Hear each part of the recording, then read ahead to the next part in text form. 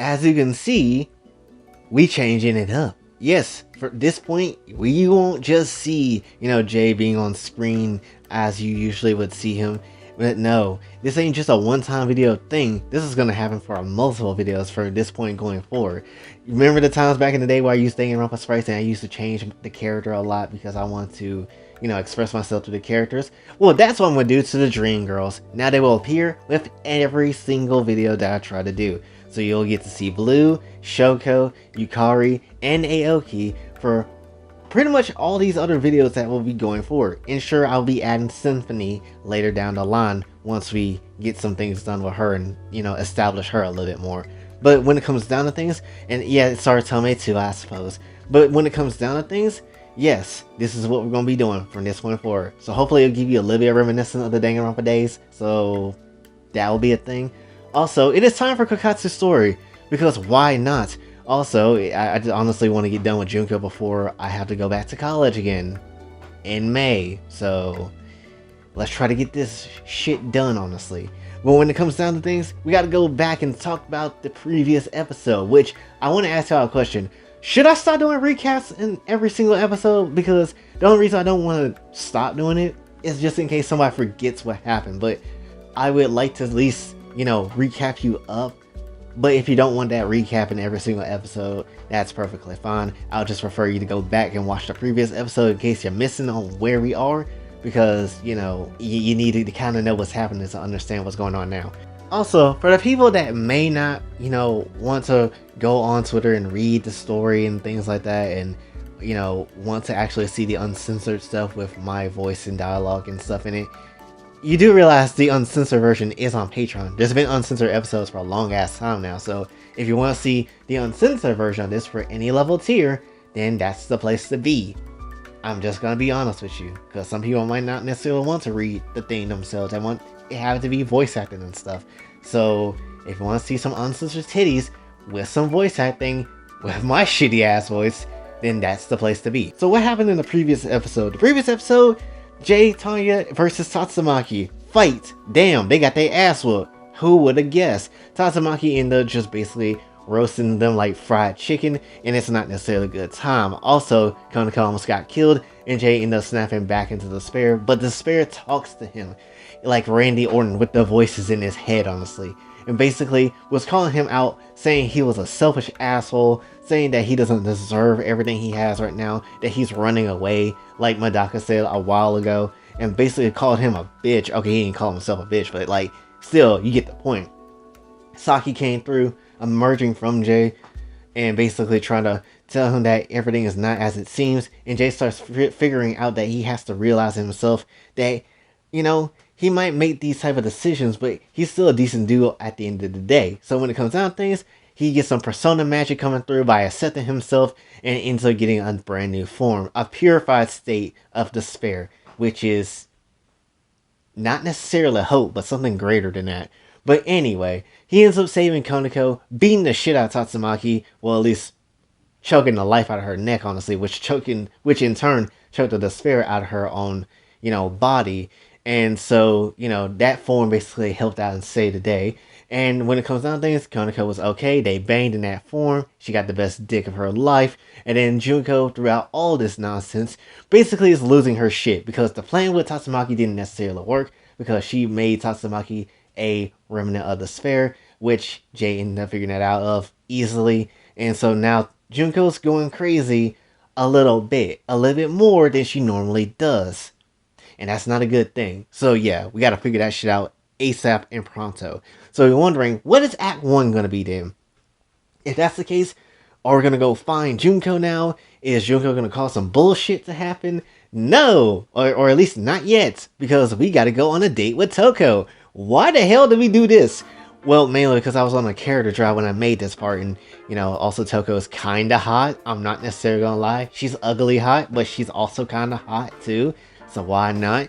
Anyway, when it comes down to things, we're at this date a week later, and so it's just Jay and Toko. And so Jay's just like, I know you asked, but I'm surprised you wanted to go out on a date. And so Toko's just like, well, with Tatsumaki dealt with, and you getting control over despair, I just thought it was the right time. Plus, you're paying, so... And I'm just like, it's only right to respect a woman's wish, especially if it's someone I know. And then Jay's just kind of getting a little fed up because Toko's looking at the damn wall instead of him. And so he turns her head to look towards him.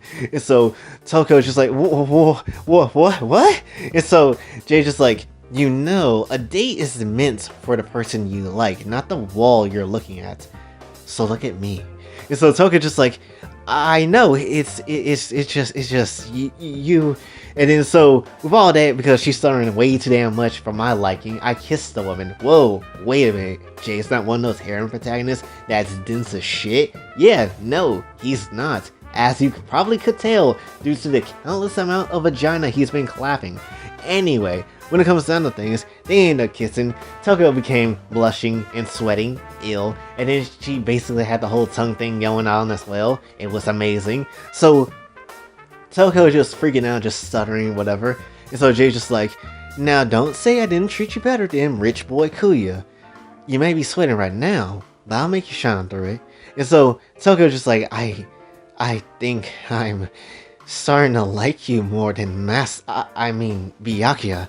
And so I'm just like, well, I'm not rich, but I try at least. Granted, this is my world, so maybe I should change the Safe Haven's rules a bit so I get more free stuff. And so Toko's just like, that does sound like something you do. I like this. And so Toko just starts grabbing this man's hand. Oh, what are we doing here? And so Toko just like, I worked with you for a long time, so I was scared if you would forget about me. And so she just like, but now I have my answer. And so I'm just like, to be honest, I feel like you've been a part of the harem from some time now, in some type of way. Honestly, you were there in the beginning, so it kind of makes sense. And so Toko's just like, I'm sure Genocide Jack would love to hear that knowing her. And I'm just like, oh yeah! Man! Just thinking about Genocide Jack reminds me of all the craziness stuff that we did when we, smashing each other. Kuya is insane for not trying to date you. And so he's just like, so Toko's just like, does that mean we can really be together? I mean, I'm an old hag and sweaty, but would you really want me around? And I'm just like, guess my actions will answer for you. And so basically, as you can expect, Jay ended up clapping Toko on the date. Why not? Also in public so everybody can see. Yes, they went bonkers in public. They effed like animals because of course they effing did. To the point, it got so wild and crazy to the point they was feeling real good and everything. Toko was very pleased about the situation.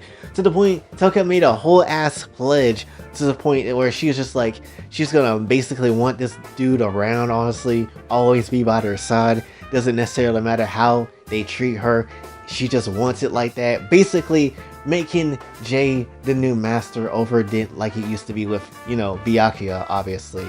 And so she's just like, I'll even die for you, I'll just be yours forever, and all this type of stuff. So yeah, it was pretty wild. It was some wild stuff, but at least Toko got a moment in the sunlight, honestly. So it's a nice thing. Also, one commenter came through from the bottom and said, good thing about this episode is that we know that, you aren't a dense MC, so I'm expecting bed breaking sex with Toko. Yes, obviously. Like I said, Toko ain't bad. She find her own way, especially like if you mean tell me you don't get to have sex at all or you get to smash Toko all day, I'm taking Toko. I'm sorry, I don't care. That's just how it is. Like I said, she ain't the most worst looking character in anime.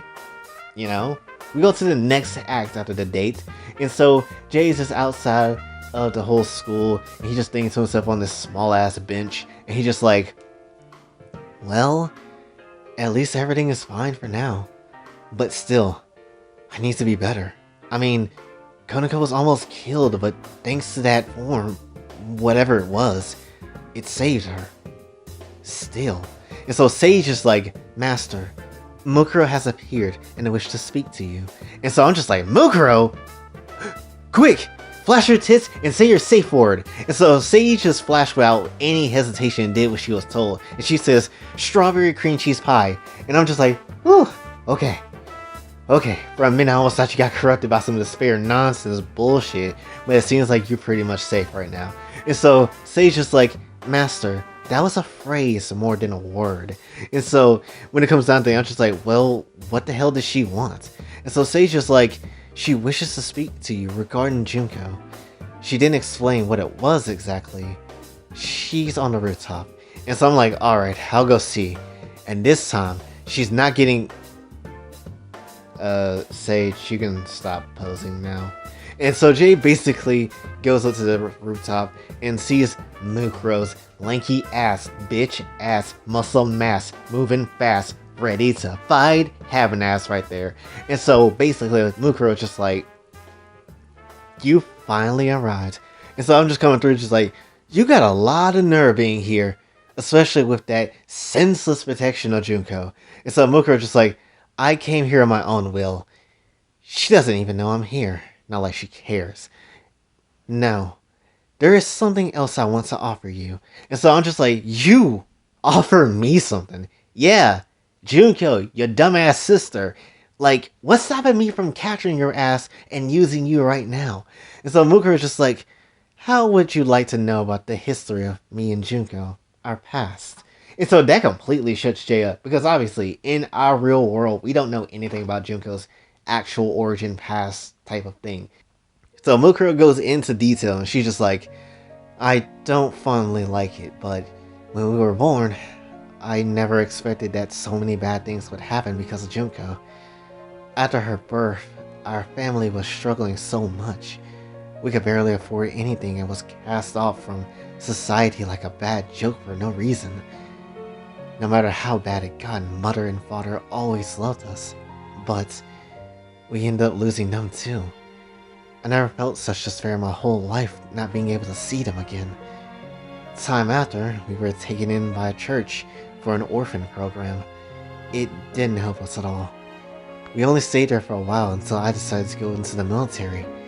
I thought, if I could go into the military, then we wouldn't have to worry about money or anything else. We could just be a family. So, when I did find out that my talent was the ultimate soldier, I did what I had to do. I didn't want to leave Junko, but I had no choice. I didn't know what Junko's talent was at that moment, but I wish I did, because maybe then I could have helped her. Or maybe I'm just fooling myself. Now that I think about it, I can't remember any time in her life where she was truly happy and not in despair. She was born that way. I still love her despite it, because I know that's not what she really is. In fact, I don't think I ever met my real sister because of her talent. It corrupted her so much to the point she even switched her last name to a dead girl's because she felt dead too. She hasn't been in Ikusaba for a long time. And so Jay's just like, so that's her real past. It sucks, but it makes sense. To her, despair is normal, so causing pain and hurt is a natural way of thinking thanks to her talent. She never knew what a normal life is like. Then there is even more of a reason now. I'm sorry that you had to go through that with you and your family.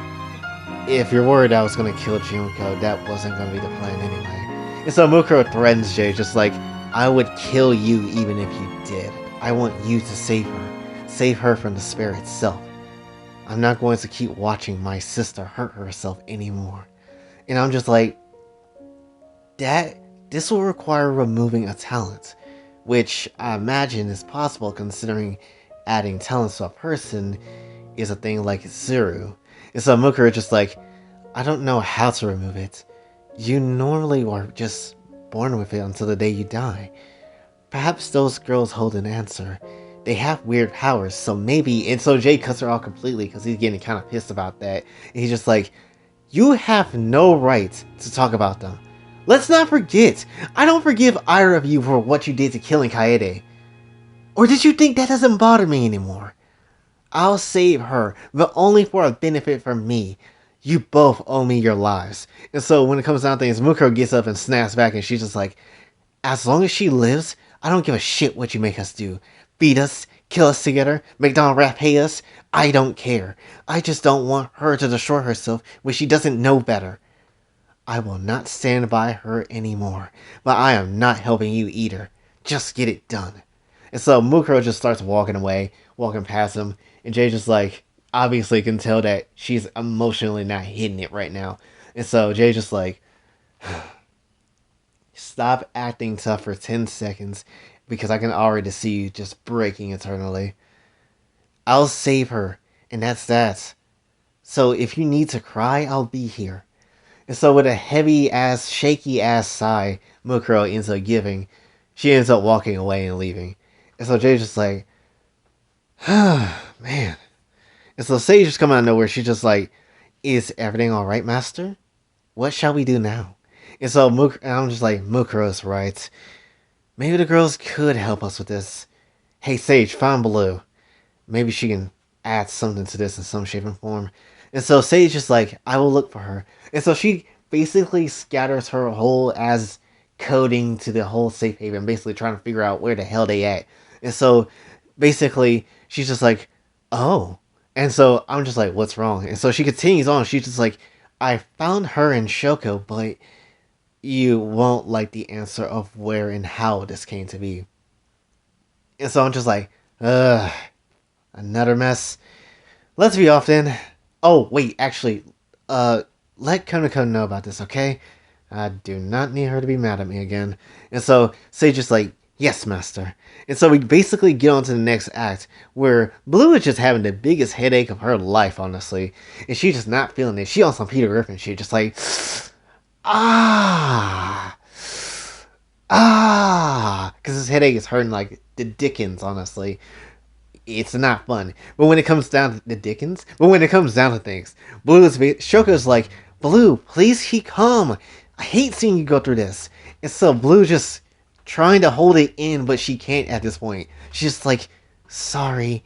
And so Blue snaps into despair. And so the despair version of Blue, this woman is different on every level. And she's just like, this pain is nothing. In fact, it feels better to be in pain like this than anything else. And so Shoko, she's just like, Blue? So, this is what she's... Don't believe in those feelings. What you're saying now isn't true. You don't have to be like this. This isn't you. And so the despair Blue lifts up her club right at Shoko's face. And so she's like, stop talking! Like you understand me. You're a scaredy bitch, aren't you? So-called indomitable. Yet don't show it. A cunt who won't use their powers should be discarded immediately. At least I was able to break free. I'll reject anything that's in my way, unlike you. And so Shoko couldn't believe anything that she was hearing from Blue. That someone she considered a friend would say that.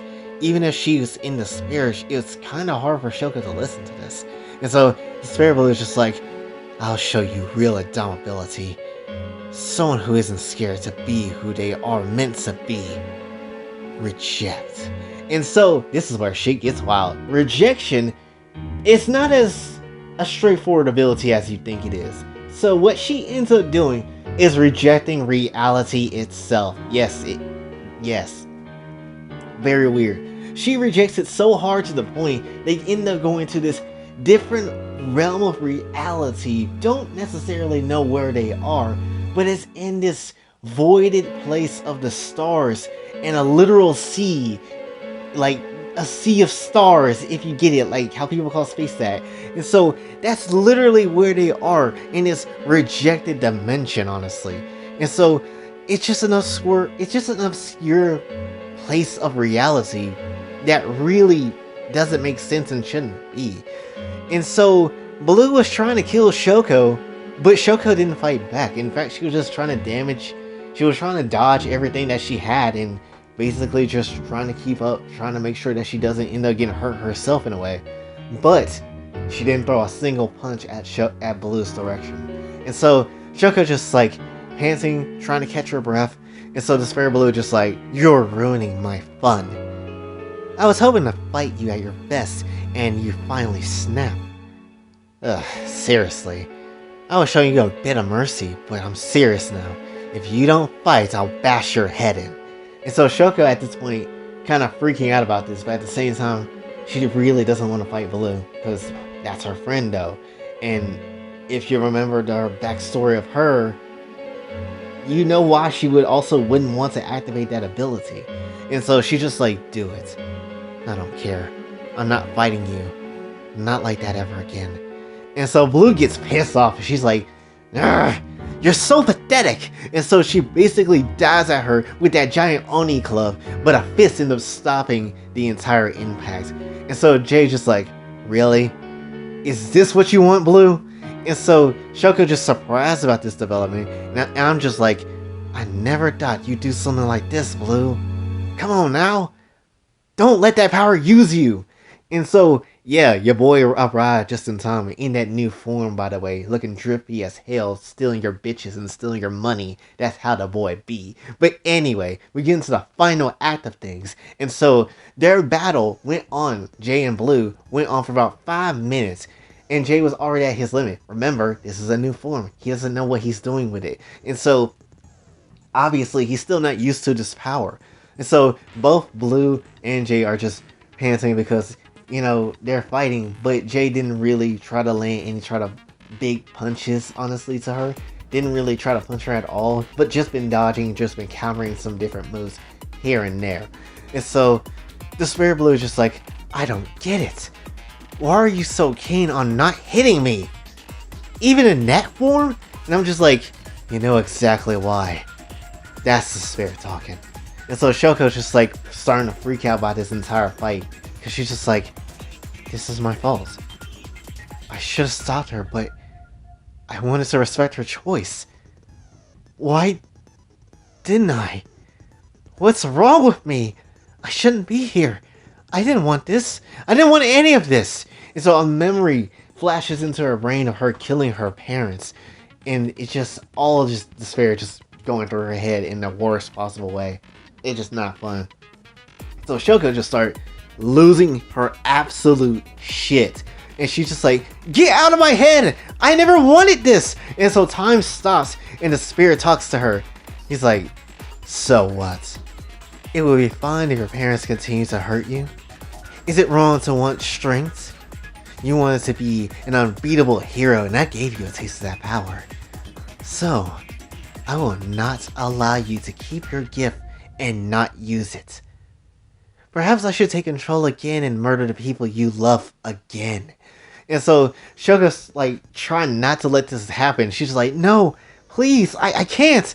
And so the spirit attacks her mom. She just screams like crazy to the point it's not even making any kind of sense.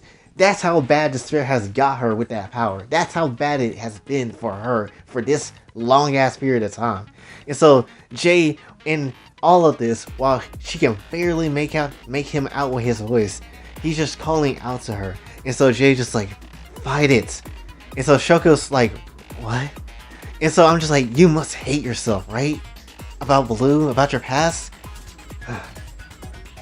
Look, I don't know what you've been through, but you don't need to be scared. You're not a violent monster, but a protector. Despair may gave you that power, but it's now your strength and you can control it. If I can take despair and use it like this, then so can you. Don't think about despair hurting you or taking control like that.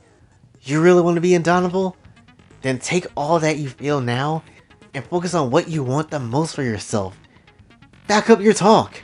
And so he's just like, I'm not gonna save you in this. But to be strong, instead, figure out what keeps you being you. And what makes you strong, and make that your source of indomitability. And so Shogo's just like, what makes me strong? Blue, Yukari, Jay, I'm so weak. To the point I want to die, but I don't want that. I'm scared. I'm scared of killing people I love uncontrollably. What's in me is evil. But does it have to be? Can't I change? Can't I change it? I heard your story, Blue. I was a wall for you to lean on. I want to be immovable for everyone, too. No hesitation. And never backing down. That's what I want to be. No more pretending to be a hero. I'll really become that pillar for people who needs me. And right now, Blue needs me. Now, I won't let you suffer alone. Either of you. And so Shoko gets up and starts walking towards Blue. And Shoko's just like, you effing devil! Harming my friend! And so Despair Blue just like, what? You're gonna stop me now? Weren't you crying a second ago? Oh, you aren't worth a damn. Did all this despair make you retarded too? And then she just punches the shit out of Blue. My gosh, Shoko. She clenched the hell out that fist and beat the shit out of her. Well, not beat the shit out of her, but just punched her one good ass time with her real indomitable strength. The actual strength that Despair has gave her with that power. It was so shocked. It was such, what? It was such a big ass move that even Jay was kind of like, hey yo, holy shit. This is kind of wild, my G.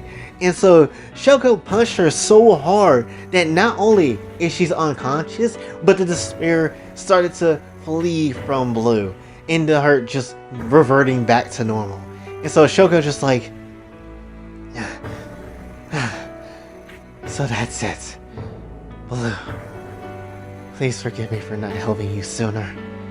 And so she just collapses and just breaks down because she has no energy left, and because that whole entire battle with Despair took so much emotional energy out of her. And so Sage has come through, and she's just like, seems like we're done here, Orders Master. And I'm just still in surprise. I'm just like, Before we leave, I got a question. What exactly is this place that Blue made? And so Sage is like, I am not sure. I've never seen anything like this, but if I may make an educated guess, this is dream related. Perhaps a realm between mind, dream, and body? And that's basically the end of this episode. Gosh, damn, a lot of things happened. Well, we got some answers, though, to a lot of things. Like, now, you know, Shoko can use her power without being scared of hurting somebody. And, you know, Blue also went to Spare form and how that kind of acted out. And also Mukuro telling Junko's past and her and their past together. And, you know, finally having that. And Mukuro's not taking anybody's side regarding what happens next. So it's also like a, damn, this is getting kind of hot. Honestly, this is getting kind of crazy. So, yeah, a lot of things is happening. Next episode, I'm not gonna lie, gonna be some setup work, but it's gonna be some fun setup work too. But when it comes down to things, that's basically the entirety of this video, honestly. So, hopefully you did enjoy. Again, I'm gonna try to be working really hard on making these episodes come out, you know, a little bit more faster. Especially, I'm probably gonna, once I get done uploading this, I'm probably gonna just work on Kagutsu Story, get this, you know, next part going, so we can get to Junko's, you know, a whole part, so we can get there, honestly, because there's some plays and plans I got for that. So just hang tight though. Definitely, I'm gonna make sure that we don't do a video a month type of thing. We're gonna try to get through that part as fast as we can, while being accurate as we can, because I know if I fail to put in one piece of information for the next part, it's gonna F up everything. So, you know, we gotta do things right. But anyway, that's basically the entirety of this video, so hopefully you did enjoy. If you did, be sure to like, share, subscribe, hit the bell notification way out. Also follow me on the socials, and you like to the next channel, Patreon as well. And until then, it's your boy Jay, signing off. Have a blessed day.